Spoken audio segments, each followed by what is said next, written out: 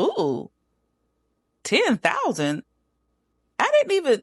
Why would I get a limit increase if I barely use this car? What? If this sounds like you, you're not the only one. I've been seeing a lot of commentary around people getting credit card limit increases, not by a little bit either. And they haven't seen an increase in income. They haven't been paying extra on it. They just been noticing it. I even had a client say, I got this $15,000 credit increase and I barely use it. So let me tell you, that is a trap. And here's why. Banks are literally doing this on purpose due to the fact that they knowing that the consumer health, like financial health, is not really that good due to the fact inflation as well as debt is impacting their wallets.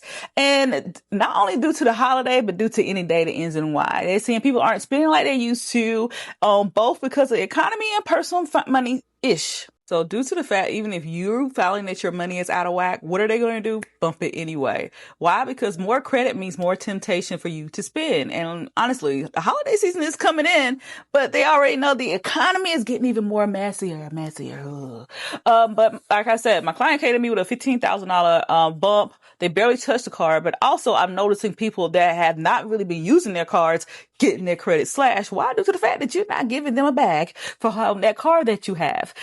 They want us to spend knowing that we probably shouldn't. So here are some tips to handle if you do get that email. Know what your personal utilization is. What are you spending on and how much do you owe and how are you flowing that dough to keep the credit situation budget. The next one is that ask yourself, do I need this extra? If not, let it ride. But if you do use it, what is going to be your plan? Just because they gave it to you doesn't mean that you have to spend it. You need to go and look at your budget, that's like your own personal CPI, and determine how does this utilization buffer and make a plan for it. Noticing that those 0% APR card transfers that you used to see, please be mindful of what's going to happen after the honeymoon period. We're noticing that, we'll have like a 10% APR. No, boop, it's going to be like 30.